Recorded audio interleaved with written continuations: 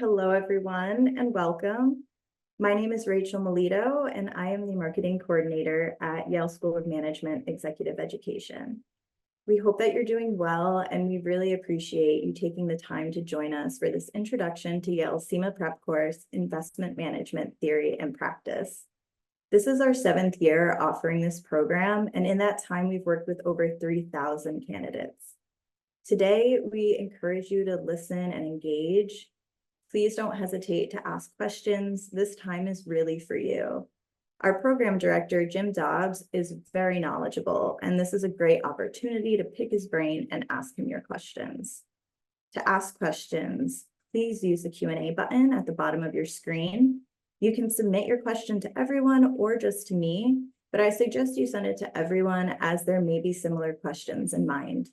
If you have any technical issues, please send those directly to me via the chat. Now to introduce our program director.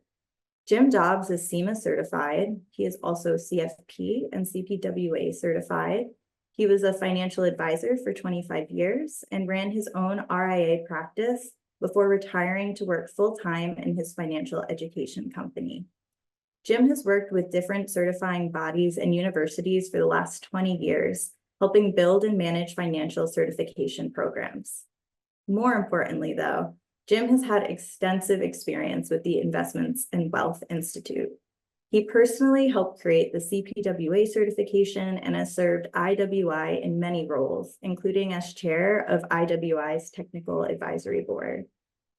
You will see he is passionate about what he does. Jim is committed to success, and he measures his success based on yours. Please welcome Jim Dobbs. Well, thank you very much. Can you see and hear me okay, Rachel? Yep. All right, great. Well, welcome everyone. Yeah, this is your time. So Rachel's right. Just ask away on the questions.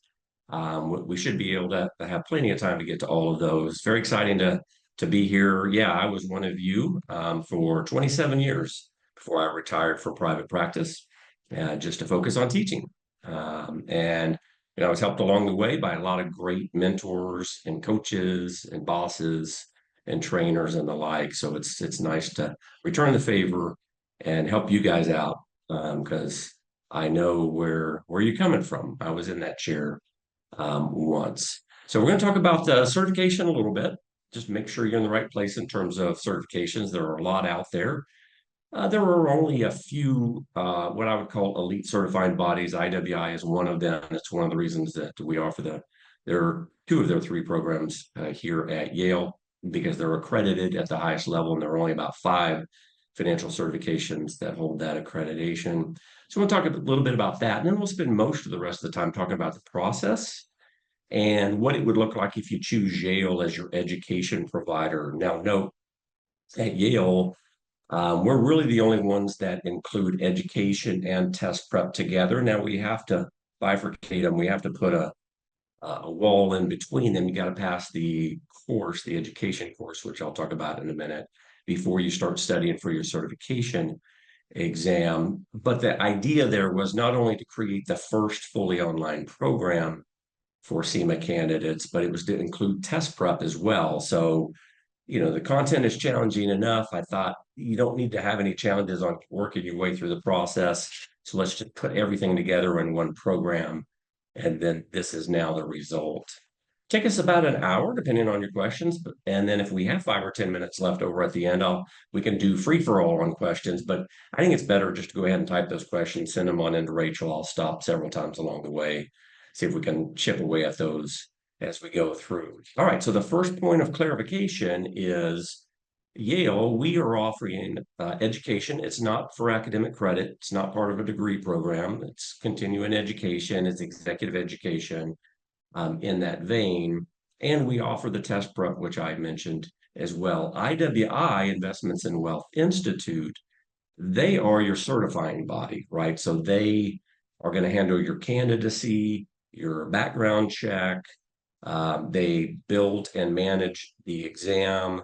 They handle the cut pass score and the pass rates and all that stuff. We'll talk about a little bit along the way as well. If you haven't spent time on IWI's website, you need to, because they're going to be your constant contact after you earn certification. You're going to pay them your annual dues. You're going to do your continuing education. We can talk about that if you want.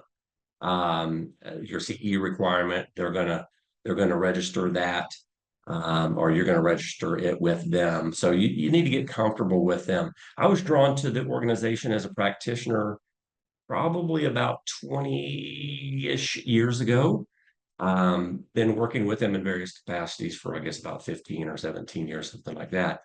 But the thing I liked about them is they really went deep in their content. Some people thought too deep, but it was very rigorous, and it was engaging and interesting and challenging. And so I think you'll learn a lot about them through their website. All right, CIMA is different from CFA and a couple others, which we'll talk about in a slide or two, but big picture, it's really, as you can see here, designed for client-facing for the most part, financial advisors, financial planners, investment advisors, customer support people, salespeople, wholesalers. Any of those individuals, I think, are a great match for the CIMA curriculum and certification. And so I'm almost going to think of that as top level versus CFAs, who would be bottom level. That doesn't mean they're less valuable, of course.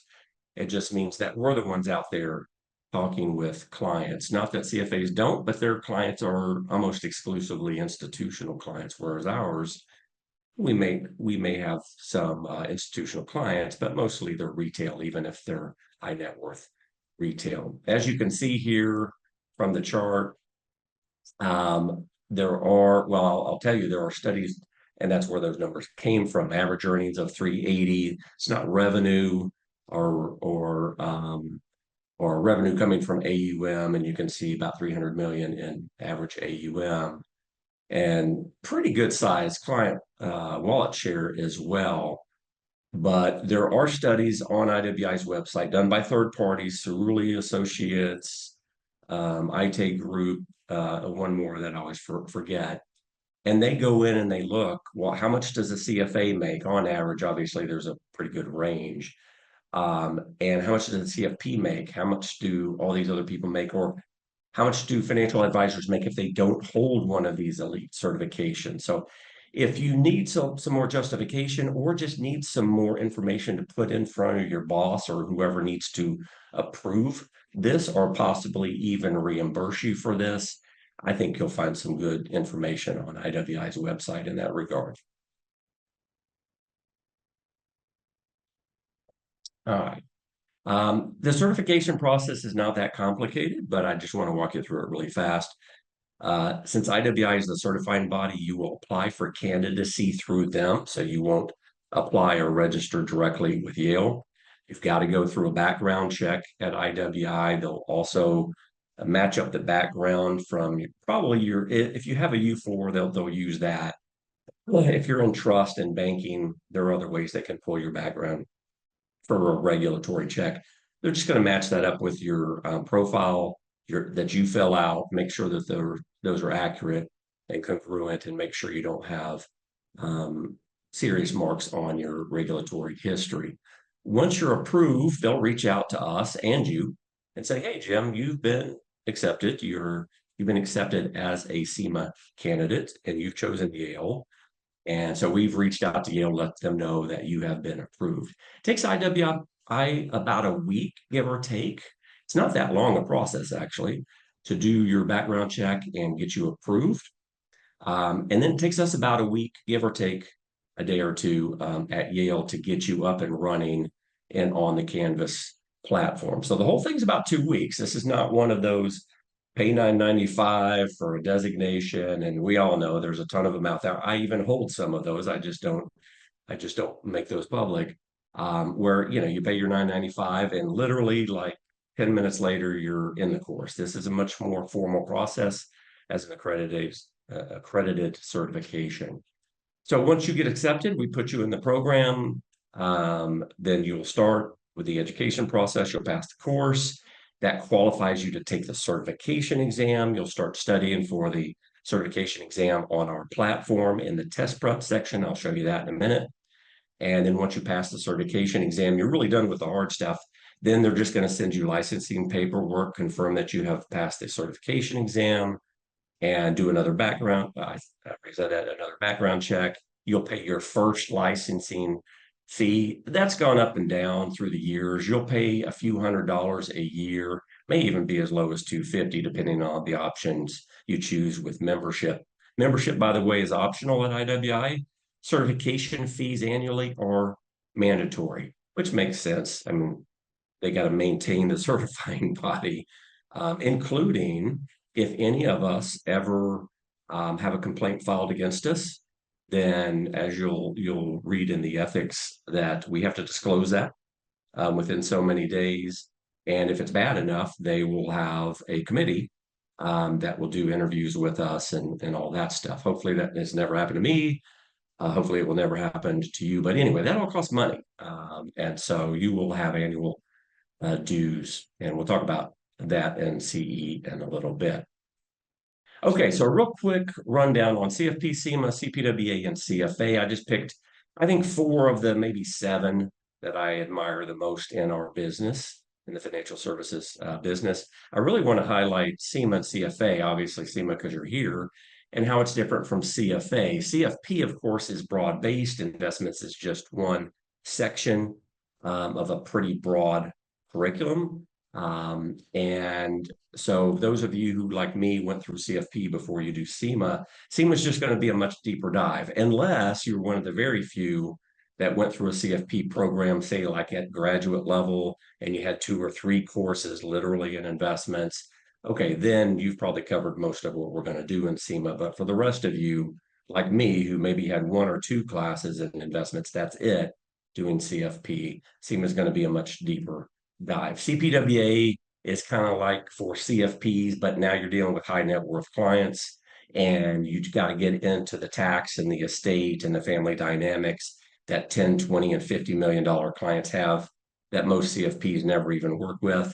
That's what CPWA is. That's the sister program that Rachel mentioned here at Yale to CIMA. And then CFA is what I would call the quant designation. It's technically not a certification, but that doesn't really matter. Very respected, very, very challenging. I think it's the cream of the crop if you are going to be a securities analyst or portfolio manager, an institutional portfolio manager. And I don't mean managing hundreds of millions of dollars like I did with discretion for my RIA clients back in the day. I mean, you're managing $1 billion, billions of dollars for endowment funds, full retirement funds. You're managing an ETF or a mutual fund for Merrill Lynch. Okay, now you need CFA level skills. And the 4 years and the fact that less than 10% of people who start finish shouldn't deter you if that's your goal. Securities analyst or institutional portfolio manager, in my opinion, you need to go. I mean, CIMA wouldn't hurt you, but you need to just go straight into CFA. It takes so long and it takes so many hours. You need to just get on that. But like I said before, if you're investment advisor, financial planner, a financial advisor, especially client facing, yeah, you're going to get a fair amount of quantitative in CIMA, but it's looking at the bigger picture, assuming that most of you are either selling or servicing portfolios and you're not doing ground up or bottom up securities analysis to build the portfolio yourselves. Another way to think of it, and then we'll leave this page, is CIMA designees hire CFAs. That's not always the case, but that's very common for CIMAs to do the portfolio allocation using MVO or mean variance optimization or some kind of strategic or tactical asset allocation. And then they hire CFAs who are managing ETFs, separate funds, hedge funds, mutual funds, et cetera, to fill out that portfolio. So hopefully that makes it more clear for you. For most of you, you shouldn't really be hustling with, do I do CIMA or CFA? Should be a pretty black and white decision for 99% of you. But along those lines, you'll see my contact information a couple times along the way. We are going to send this presentation out to you in the next few days, along with the video replay. And feel free to reach out to me if you're like, well, I may be that 1%, Jim, or I'm not sure whether it's CIMA or CFA. I'm happy to have a quick phone call with you, or well, I'm out of the country right now, but have an email chat with you, and then a phone call maybe when I get back in the States. Okay, for curriculum, really important is you need to make sure when you look at these certifications that A, the certifying body's legitimate. I think that's important because there are over 200 financial services designations. That's just ridiculous. And I think it's confusing to the public, quite honestly. And I think it's a real challenge that we have. I wish I wish more would go for accreditation. It's worth time and a lot of money. I get it, but I think that would help differentiate. That being said, once you've checked the box there, is the certifying body really strong and credible? Now you need to look at the curriculum because you're going to spend a lot of time. Forget the money. I mean, it's not cheap, but it's not super expensive. It's your time. It's the opportunity cost. It's your energy. You need to make sure the curriculum is right on the money. So with CIMA, in the simplest form here, it's fundamentals. So think of this as business school primer, if you will. We're going to go back through statistics, a little bit of math, a little bit of algebra, applied finance, time value of money, economics, a little bit of the global history. We have Roger Ibbotson, a legend in this business. Any of you who are a little bit older may know him or have his books and his research on your shelves. So it's great to have kind of like one of the fathers of global capital market research and history on the team to walk you through that. So that's what they call domain one. IWI calls these major sections domains. Number two is investments. So that's kind of like Series 7 refresher, and a little bit more because we do some options and futures work and work in alts and real assets as well. And then portfolio threes, where start to bring things together. It's not only portfolio theory, but it's behavioral finance as well. I'm so glad that they did this. I don't know, I think it was 6 or 7 years ago, where they combined these two together.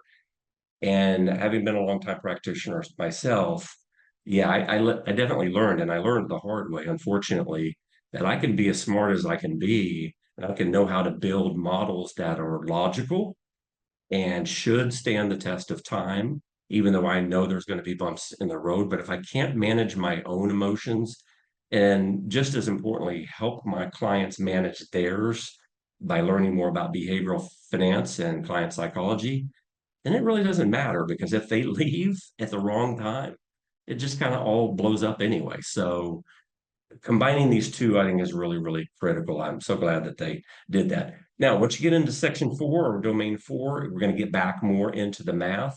It's all about measuring risk and performance, or risk and return.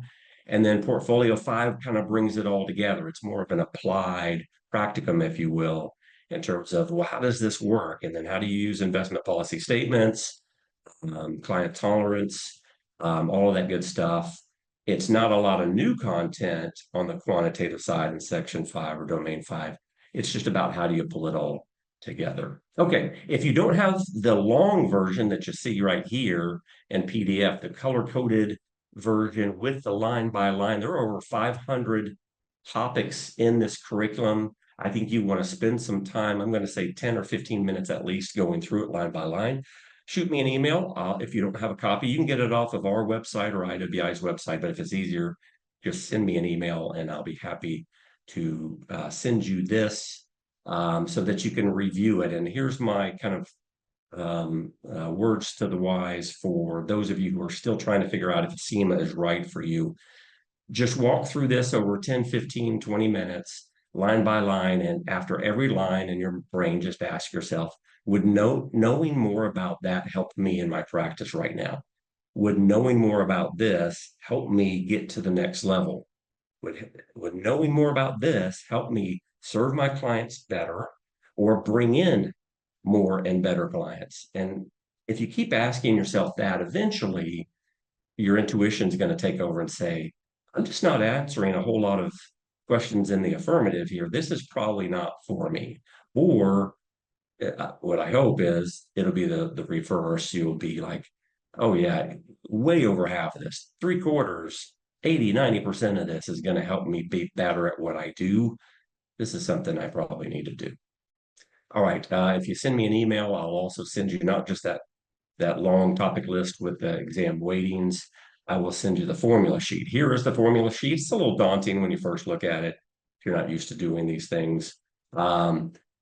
They've definitely moved away from math over the last 10 to 15 years. When I first got involved with CIMA candidates, probably 15 years ago, I would estimate that the exam was 40% math or quantitative. I'm going to say it's no more than 15 to 20% tops. Now that being said, that doesn't mean that you don't have to understand the math. You do. And every one of these topics, if you will, calculations on these 2 pages over the years has been tested according to our participants, our candidates. And I talk to you guys all the time after you've taken the test, pass or fail. What did you see? What did you not see? We can't talk about individual questions word for word, but we can talk about what surprised you, what was the math, what were you surprised that they didn't test you on the math. But you need to know what these formulas are. You will get this sheet on the test. So that's good. And unlike some other exams, they'll even tell you what the formula is on the test on the formula sheet. So you don't even have to memorize that. But you do need to know what capture ratio is, downside or upside. You need to be able to know how to take data they give you in a question, plug it into the formula, even though the formula is going to be right there for you. And you need to know, more importantly, what does it mean? So if you've plugged in these numbers on any of the data they give you in a question, and then they ask you, is that good? Is that bad? What does that mean? You need to be able to know that. So we're going to not only walk you through a whole lot of descriptions and examples, but a whole lot of practice questions as well, which we'll talk about in a little bit. Okay, but so if you don't have those documents, shoot me an email. Happy to get those to you. All right, with any program, I think you want to know what they're trying to help you do along the way. It's pretty simple. We actually measure like 30-something things. I'll show you some of the metrics in a little bit, but from a big picture perspective, we want to deliver all of the 500 and really a little over 1,000 when you count subtopics. We want to cover all of it. Now, we're going to cover some of it in the education only because it's foundational and important, but they don't test on it. Okay, so we still need to cover it. We're going to cover some of it in the test prep because it's a nitty-gritty detail that maybe is like a 1 or 2 off. They test on it regularly, so we're going to put it in the test prep, but maybe we don't think it's that important to put in the education. But between the two, education course and test prep, we're going to cover all of those 1,000. And I'll show you how we do that in a little bit. The one I get most excited about is the middle one. It's hardest to measure, but it's mostly anecdotal. What help participants develop knowledge, tools, skills, resources for your job right now. And the way I learn whether this is effective or not is by seeing you guys out at conferences and events and what have you, which is always great to go out to. And then you tell me how it's helping you, not just having the letters behind your name or having an affiliation with Yale, both very, very important. But at its core, how did this help you in your practice? And then last but not least, but certainly very important, and I remember when I was in your chair on all these certifications, sometimes we start out altruistically and even look to and import as much into our practice as possible. And you should be doing both of those. But as you get closer to exam date, I get it. At some point, whether it's weeks or even months before, it's all about the exam in our brains because we've just got to pass this test. So that's what we're going to do. We're going to kind of start out here. We're going to just start squeezing that content in. And as you get closer and closer to the exam, then at that point, I only want you thinking about the exam. So those are kind of the 3 of, if not the biggest goals we have for you. All right, some nuts and bolts, and then we'll see if there are any questions because we're about halfway into this thing, give or take. About $6,000 US, so $5,995. Now, depending on your firm, IWI may have a small discount for you, so you want to reach out to them, ask them about that.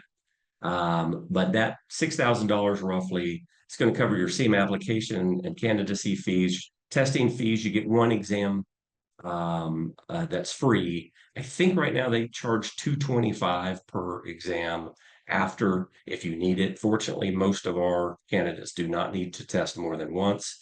But if you fall into that boat, it'd be $225. Now they do have promotions pretty regularly where they'll waive the testing fee and that kind of thing. You do have to wait 30 days in between exams, but I'll just plant the seed here. And then if you join us at Yale, you'll see me mention it several times in the program. Pass rates are pretty good, especially at Yale. We can't give you the exact data. You have to go to IWI for that. They don't want any providers given specific data points on that anymore, which is too bad. I wish they would. I'll just leave it at that. But pass rates for returning candidates, right? So for candidates who have to take it more than once, it's very low. We're talking like 29% across the board. Now, ours are higher than that, but it's still way under 50. So my point is, when you get in there, you want to take it seriously. You want to be quick, but don't hurry, as the saying goes. You don't want to rush this. You don't want to rush taking the exam, even if they throw out, hey, if you take the test in the next 30 days, we'll give you a free retake.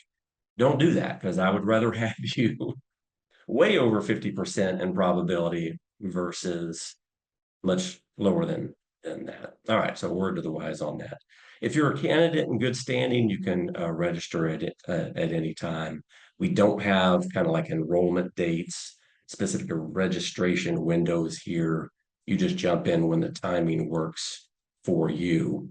So it's an ongoing registration process. That was really important to me when we set this up, because I know your schedules are all over the place, and trying to fit you in a box or a quarterly window or whatever, that just doesn't make any sense to me. So we've got ongoing registration, and then you're going to have a year to be on our platform. Shouldn't take anybody a year.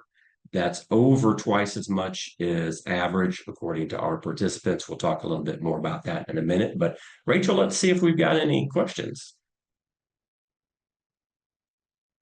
Okay, we do have a couple of questions. The first one is, what is the pass rate for students that are using the Yale CIMA program? Yeah, and I see, good questions. And I see them actually both now here from Emily, right? So as I just mentioned, IWI won't let any education provider or test prep provider give you pass rates. And it's like, darn, I wish they would. So you could reach out to them. I will say that you can get the national pass rates off of their website. Right now, it's around 50%, give or take. It could be just under 50 or maybe as high as 55 over the last 2 years. I think we're going to see that go up. I mean, if we're seeing, if the whole nation's experience is going like ours, our students, our registrants. But anyway, again, suffice to say, I wish they would let us tell them our pass rate. I'll leave it at that. Great question on the Series 7. How would this compare? Look, this is harder than the 7. I'm going to say the 7 is intermediate. It wasn't hard, but it wasn't a layup. I mean, like if you didn't study and take it seriously, you probably wouldn't pass if you were new to the business. That would be my experience. That being said, the 7 is more basic concepts, a lot of recall and memory, in my opinion, and not a lot of analysis for sure. The CIMA exam, the questions are just more difficult, if for no other reason. Well, they're covering a lot more material, right, in the curriculum versus the Series 7 workbooks that we all got back in the day. That being said, I think the challenging nature of the questions is the difference. So as I mentioned, like a couple of slides ago on the formula sheet, it's not about, well, if they give you the data, can you calculate Sharpe ratio or trainer ratio? Oh, if you're lucky, you'll get something that easy, but more likely it's going to be, do you know when to use Sharpe ratio or trainer? Do you know the difference between the two? And if they give you an interesting fact pattern that's actually not so easy, can you figure out which one is the better metric to use? Or you have a situation where you're managing money, or your firm's managing money, a portfolio, and you need to figure out what's the best emerging markets manager, because you're using active management for that particular part of the portfolio. And you need to know what's the best metric to use. Here's the data. Now calculate it and then tell us what the answer is. Now it's all in multiple choice form, but if they give you information like, hey, we need to know what's a strong performance over time with consistency. Okay, well, you're immediately thinking alpha, right? Strong performance, but information ratio actually is designed to do just that. It's performance or outperformance, if you want to think about it that way, and over time with consistency. So it's knowing what those formulas mean and be able to think through and analyze a little problem set to get there. That's the difference. But great question on the Series 7. Any more questions? Nope, we're all set, Jim. And I'm glad it sounds fun, Emily. It is. And I think that's the mindset. It can be daunting, but you want to dive in and just soak up as much of this as you can. There's some really great information, some really great instructors. Just be a sponge. And then, again, as you get close to the exam, then it's just all about nuts and bolts.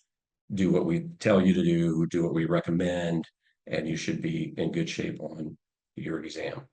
All right, so it's just meant, I've already alluded to most of this anyway. Our program is not only online, it's fully online. You're not going to travel anywhere. Everything's on demand. We beta tested live, but most people don't want live. They want to do it at Wednesday night or Sunday morning or Friday night or whenever, or on the job on a Friday afternoon. And so everything's on demand. You're just going to watch these lessons and go through the material as it works into your schedule. Now, don't get me wrong, we give you guardrails and we give you even recommendations when you get to the bigger test prep area, as in here's a 30, 60, and 90-day schedule where you can just walk through the material on even a daily basis. They're not required. It's just meant to give you a roadmap if you want one.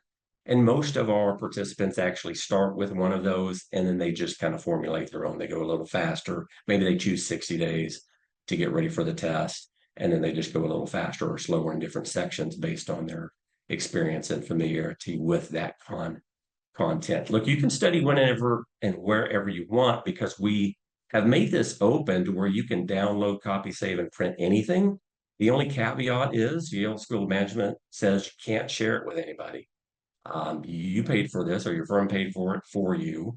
This is just for you as the single participant, but you can put it on your hard drive. Going back to the 365 days, let's say that we'll be optimistic. We'll say that you just got behind on your studies because business was going so well. You were just bringing in the clients or you got a promotion or whatever, and you just got behind and boom, you're 11 and a half months in and there's just no way. Well, all you really need to do is finish the course because you do have to be online to take those required tests I'll mention in just a minute. But then you could just download all the test prep, study off your hard drive for whenever you're ready for the test. So that's nice. You can also download the videos as MP4s or MP3s and watch or listen on the train or, on your commute or whatever. So you really don't even need to be online for anything other than taking the tests at the course level. And I'll talk more about that in a minute. Study at your own pace. Another nice thing about ongoing registration, and we don't do cohorts in that way. I didn't want people who needed more time, they're new to the business, learning challenges, etc. I didn't want them slowing up the fast trackers, and I didn't want the fast trackers freaking out or stressing out the people that wanted to go slower. So the cohorts, I don't think make a lot of sense in that regard from a timing perspective in programs like this, because some of you are going to take 6, 9, 12 months for a number of reasons. And yet we have people finish in less than a month. And I mean, not just like get through our program and material, I mean, pass the certification exam. So you're going to move fast or slow, just whatever works best for you. Speaking of the faster and slow and all that, timing expectations, 100 to 200 hours if you've got some experience in the business. And especially if you've taken any of the lower level designations, at least that's a decent warm up for you. This is going to be more challenging, but 100 to 200 hours, I know that's a bit of a range, but I would fully expect most of you are going to spend a total from start to finish, log in the first day, taking and passing your certification exam, 100 to 200 hours. We certainly have people, those that finish in a matter of weeks. Now that's an exceptional candidate, granted, but way under 50 hours for those people. And others, it's more than 500. So take somebody that's 2 or 3 years in the business. All they've ever done is their Series 7, maybe 62, 63, 65, something like that. And they didn't study this in college. or maybe they have learning challenges, right? So yeah, it certainly could be in the many hundreds for some individuals, but having a year when it takes 4 to 5 months for most of our candidates, once they plug in and start putting in about 10 hours a week, that's a good 8 hours is fine, 12 hours fine. I don't think you need to put in 20 to, I mean, unless you're just working part-time or not working, but most of you are working full-time, and I don't mean 40 hours, I mean more than that. So 10 hours a week, that ought to do it. The one study tip I'll give you, as you'll see in our program, is on programs like this, especially when they're self-learning and distance, you're going to want to schedule enough time in chunks. So like studying for 15 minutes, unless you're studying something very specific that you've already covered, like you made some, you made some study cards, some memory cards, flashcards, whatever. 15 minutes isn't going to be enough. I think you need at least 30-minute chunks, and an hour is better. Once you go over 2 hours, most of us start losing brain power and focus beyond that. So I would say an hour to 2 hour chunks is best, shooting for roughly 10 hours a week. But again, it's all based on your own pace, what you're able to handle, and you can move through this as quickly or slowly as you choose. All right, let's talk about the course a little bit, and then we'll talk about the test prep, and we'll see if we've got more questions. So we use Canvas. It's the largest LMS, or learning management system, platform in the world now. It used to be Blackboard, but now Canvas has overtaken them. I like Canvas because it's sophisticated enough to give me some cool tools to work with you guys, but the learning curve is not hard, and you can jump on Canvas, the model that we have and how we've put it together pretty quickly. And how do we know that? Not because we think so. We ask you those things in your survey after the fact. And again, yeah, this is our 7th or 8th year in doing this. Now several thousand students in. I think we've actually are closer to the 4,000 students or participants in those years. So yeah, pretty easy learning curve to get through. We've got video lessons at the course level. 40 hours-ish is what it should take you if you're a fast learner, if you want to if you want to speed up the videos in certain sections, like I know this, I've studied this, or we use this in practice all the time. Okay, great. Speed up the video by 1 to 1.25, maybe even 1.5, if you're so inclined, and get through that part a little faster. Some of them, though, you're probably going to get through a section of a course within these modules, and you'll be like, I think that's really important. I've heard that before. I'm pretty sure I need to know that. Let me watch that again. But 40 hours to watch the video lessons and take 11 tests. They're all online in the platform. They're not proctored. They're just open book tests. Now, I give you a couple of different strategies for taking them, depending on, what you want to accomplish in doing that. But we need some way to assess you, since you're not in New Haven, we're not in a classroom together, making sure you're there and attending and all that good stuff. So to give you a certificate of completion of passing this course at Yale, even though it's not for academic credit, we need something. So this, I think, is the best way to go. It's also a little bit of a teaser in getting you ready for the heavy lifting, which is going to come in the test prep I'm going to show you on the next slide. So a little bit of a prep tool to get you ready for the test prep. So once you've passed, the system tells us, hey, Jim has passed the course. So we tell IWI, Jim's passed the course. He's eligible to schedule the exam. He's not ready to take it yet. He hadn't done test prep, but he's eligible to schedule it. They'll send you information. This is how and when you can schedule your exam, and do that. We'll talk a little bit about the exam in a minute. And then the test prep will open for you. You'll actually see the test prep highlighted in the program at the course level. You just can't open it.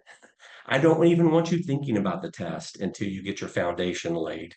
Laying a nice solid 30, 40 hours going through the work we have for you at the education level. That's going to help you when you get into all the nitty gritty in the application of the test prep. So that's why we've done it that way. We use my text from Wiley, the investment advisor body of knowledge. I think it's still the only CIMA certification exam textbook out there. But just a note, just like the other 2 texts we use in the program, and you'll have access to those just online versions. You won't want to print that out. It's 1,100 pages. You might want to print out some sections or even chapters, but probably not the whole thing. That being said, these are all textbooks. They're not written as test prep resources. That's what our test prep is, which I'll show you here, or at least explain it to you here. As I mentioned earlier, we do give you 30, 60, and 90-day just sample schedules to give you an idea of how to get started. And then they just changed the exam in August, so pretty recent. Some of you may have heard that. The body of knowledge changed a little bit, actually more work for us than anybody else because we just had to change the sections around and add a few things here, delete a few things there, and what have you. And then they changed the test. It actually has gone from a 5-hour exam down to 4-hour. I'll give you the layout in just a minute. But so far, so good. Just a heads up for those of you who did know that there was a change. We haven't heard of any surprises from our participants. We had really good numbers in August. I don't have the 12-day in September list yet, but good feedback, good responses, nothing to worry about, nothing to be nervous about. I'm very, very happy with the results we've seen so far with the new exam. But anyway, it went from 23 to 20 sections. You've got test prep videos. They're kind of just short, like 12 to 15-minute videos from me in each of those sections where I go through that list I just showed you a few slides ago. And I just walk through each section and say, this is over the last year what they've tested like a lot. So I think there's a really good chance you're going to see something on these next few slides. Not exactly, not verbatim, but you need to understand this concept and a few applications to be able to probably answer the question they throw at you if you get it. But it's high probability.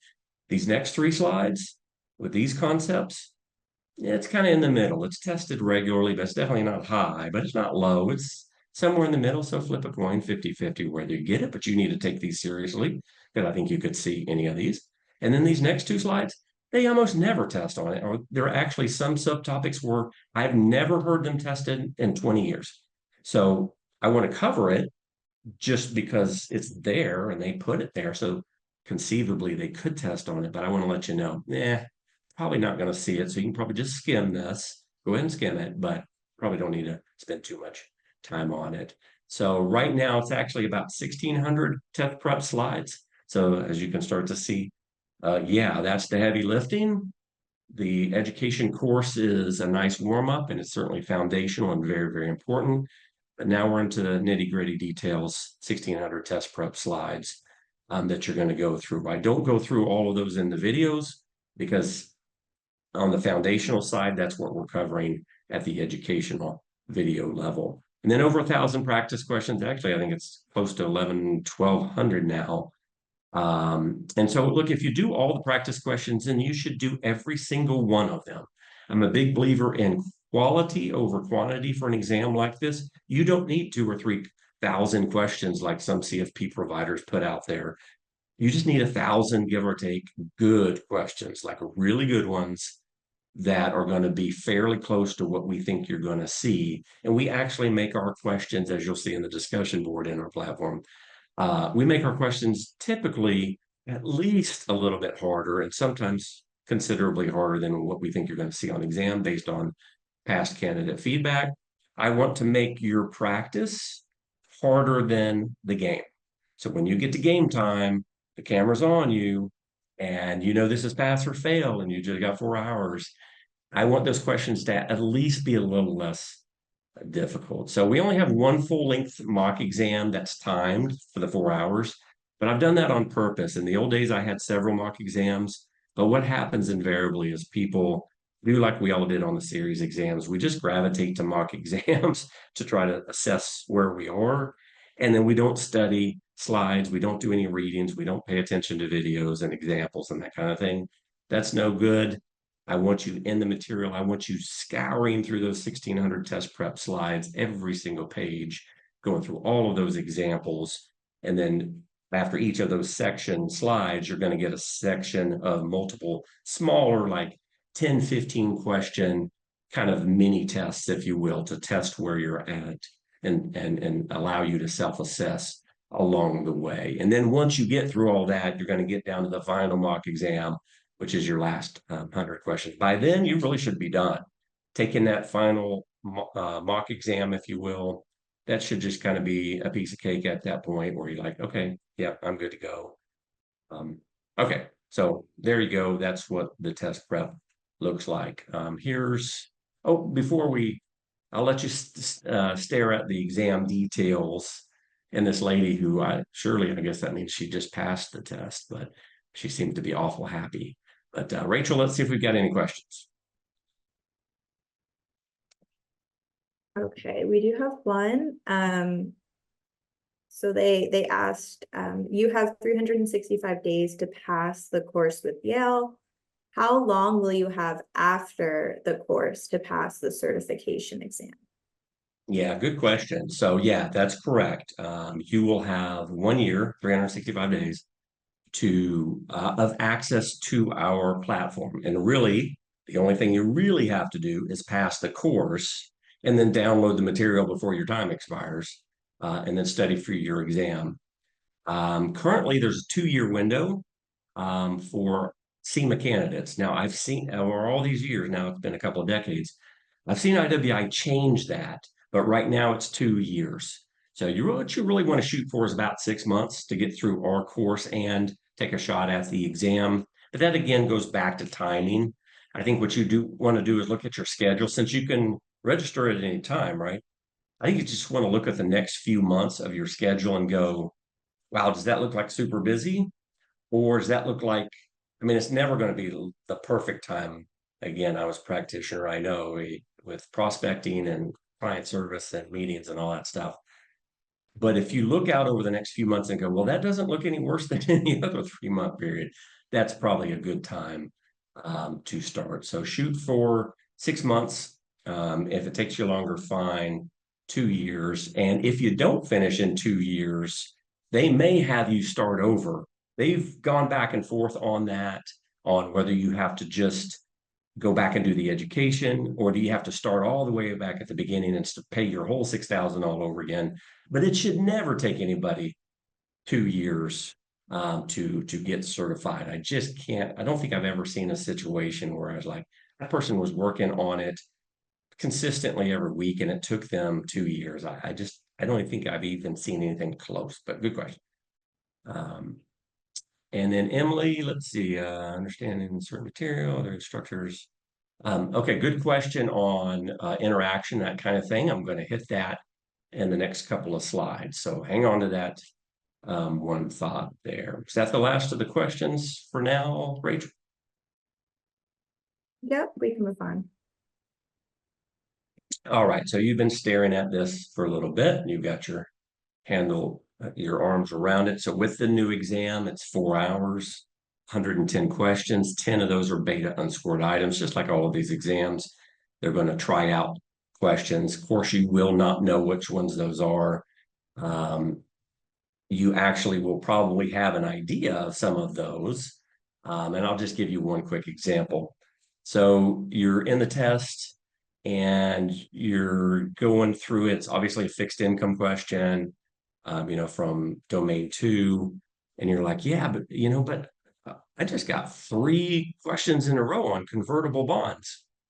Well, easily 1, if not 2 out of those 3 are beta unscored, because there's with 500 topics and 1,000 when you count subtopics, there's just no way they can justify 3 questions on convertible bonds in an exam like this. So there will be some obvious ones where you're like, yeah, there's no way that they could have multiple questions on this one particular item. Jim even said that in the test prep, I think I remember. So there'll be some things like that. But bottom line is you're not going to know. So you just take them all seriously and get through them. Now, there are time waster questions. There's some kind of tools and tricks along the way in terms of time management and test management. We certainly want to help you with that in the test prep, because some of this is about managing your time and managing this exam, not wasting time where you don't need to waste. All the questions are going to be weighted basically equally. They use something called modified Enghoff. They tweak that, but you don't ever want to spend 12 minutes on a question where you could answer a lot of questions in 60 or 90 seconds. So we'll walk you through how to deal with some of that. Calculator, you will need your financial calculator. They don't allow statistical calculators, just financial calculators. They have that in the candidate handbook. If you send me an email for the formula sheet or topics list, I'll send you the candidate handbook as well. You can make sure your calculator is approved. The HP 10B2 and 10B2 Plus and the TIB 8.2 Plus are probably the most popular ones. I think you can't go wrong with either one of those. And then here's a heads up. If any of you are kind of new or just don't feel great about your skills with your calculator, go to TVM Calcs. Professor named Tim out in Colorado has a great website. It's free. And he's got all the financial calculators on his website. You just pick yours. And he's got like 12 to 15 really common calculation examples and problems and just walk through those. Spend an hour doing that to refresh yourself on your calculator. That'll be a great primer before you get into the program. All right, where's my help? So going back to that question, as we kind of wrap things up here. Yeah, this is meant to be self-study, autonomous. You're supposed to do most of the heavy lifting on your own, but there is some help. Now, first of all, I've been doing this for a long time, so I kind of know where content-wise, where some of you are going to struggle anyway. Everybody's different, right? I'm totally generalizing there. But I can get ahead of that with extra examples, slides, practice questions, those kind of things. So it kind of helps that I've been doing this for a while where I can already anticipate where some of that is, kind of give you that extra help so you don't have to ask for it. Discussion board is fabulous in this particular program. It's very lively. The participants are in there all the time. Eric and I are in there. He's another faculty member. We're in there not every day, but every week, multiple times. And so that's a way you can get out and ask each other content-related questions.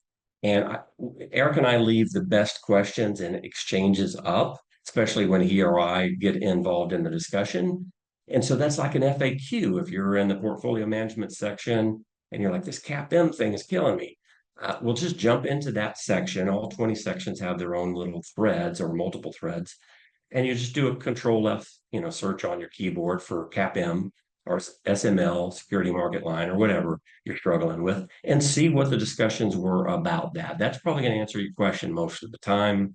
If you have administrative and questions like, well, I forgot the URL or my login, well, you have Yale and Dobbs staffs available from 8 to 5 Eastern, Monday through Friday. Canvas Tech Help is really 24/7. So if you're ever struggling with things look funny on my computer, it's probably you're using a different setup or you've got some filters on there that you need to remove, but Canvas is around all the time. And then finally, ask the expert. So we beta tested this a long time ago. 12 questions seems to be the right number. It's actually less than that.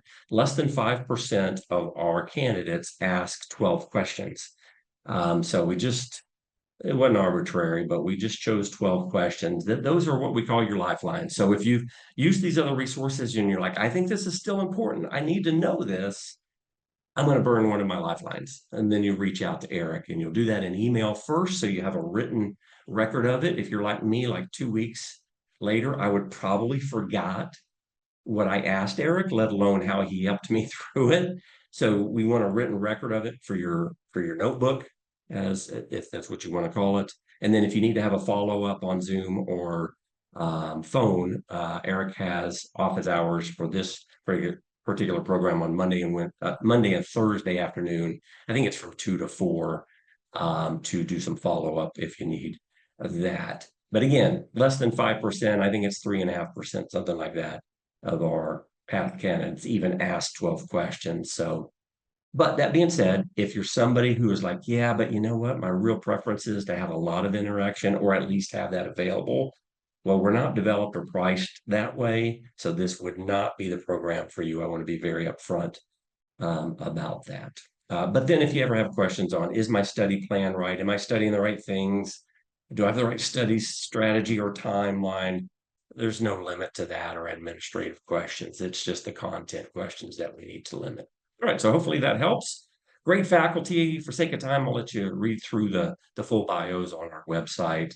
Toby Moskowitz is great. I've been working with him for about 20 years here and another university before we both landed at Yale, and then other programs that he and I have worked together as well. John Nersessian is a great teacher and instructor. As I mentioned, the legend Roger Ibsen, and we got about 3 other faculty for this program as Well, feedback we're working on all the time. We take this very, very seriously, especially regarding the exam.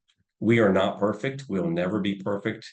This is a high stakes exam. They're going to make it really, really hard, really, really challenging. Not everybody's going to make it, but we're going to do everything we can to be a partner with you and help you make it. If you put in the time and follow our plan, we want to be right there with you. We measure, like I said, about 30 things. I'll let you look through those, and we've got more of those on our website as well. So this is all about just trying to figure out, is the certification right for you with where you are in your practice and your career? And then is the program right? We try to build this with pretty much maximum flexibility, allow you to bounce around between the different learning forms, although you need to use them all. But most of you are probably going to lean most towards the videos and the practice questions, and that's fine. We've got over 2,000 pages of readings for those of you who are bookworms, and those are the deepest explanations, but most of you probably going to lean more heavily on the videos and practice questions. Comprehensive coverage, I think we certainly have that. But you do need to be motivated and self-disciplined. I'm going to send you weekly kind of updates and tips and study ideas and that kind of thing in your first 4 to 5 months. And we're going to send you monthly emails as well, but you've got to still have the discipline to make it happen. So if you're ready for that challenge, and it will be a challenge, then we would love to have you come join us in the Yale family if you think it's a good fit for you. How do you get started? You just do it through IWI's website. Remember, you don't apply through us. You're going to apply for candidacy through IWI. Then once you're approved, they'll send you to us. There's Rachel and my contact information one more time. And I think we do have at least a couple minutes here for questions. So let's see, Rachel.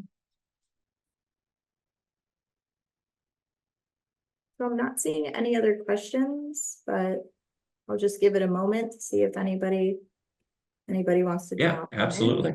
Yeah, feel free. Anything's fair game. It's really important that you make sure that this is the right certification for you. Let's say it takes you 150 hours, kind of right in the middle of that sweet spot we talked about. That's 150 hours that you could be spending doing other things in your job or with your family or your other responsibilities. So I really want to make sure this is a good fit. Okay, so there are a couple questions now. Can you please clarify, do they apply to the Yale program first or CIMA first? Yeah, good question. So it's CIMA candidacy. So you're going to go through IWI, Investments in Wealth Institute. That's your certifying body. And you can just actually type that in on Google or Yahoo and it'll come right up. And you're going to apply for CIMA candidacy through them. So once you get to IWI's website, just choose CIMA. There's a drop down. One of the very first things you'll see is apply. So when you're ready, I mean, you'll want to look through all the other information first, but when you're ready, you just click on apply now and they'll take you into the online application. Good question. And then the final question is where they go to apply to the Yale program. Yeah, and so you'll apply. Great question. Sorry, I didn't mention that earlier. So when you're in the IWI website and you're filling out your CIMA candidacy application on, I think it's the second or third page, it'll say, which education provider do you want? There'll be a drop down. You just go in there and choose Yale, and then you're done. So you will not have to apply to us directly. That checks the box. And then once they approve you for candidacy, they'll send you to us. Now, it's very rare that we turn someone down. We have turned someone down before if CIMA was just not even remotely close to what they do as a business or a competitor trying to come into a program. I assume none of you are in that situation, so that shouldn't be a problem. One last thing as we're wrapping up questions, because that may be it, and we're just about out of time.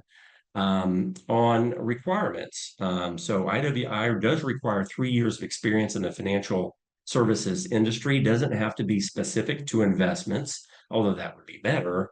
But you can go ahead and apply and start working through the certification process even before you hit the 3 years. Now, that may be ambitious. Like you may need to wait a little longer because this is much harder than the series exams, as I mentioned, but there's nothing wrong, and they do allow you to start the process and even test before you hit your 3 years.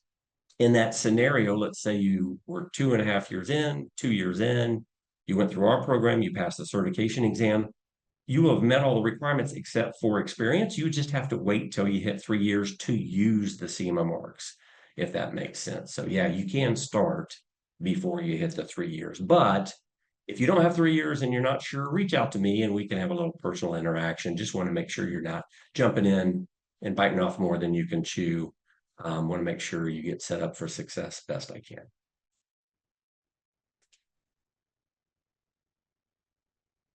Okay. All right, is that it on questions?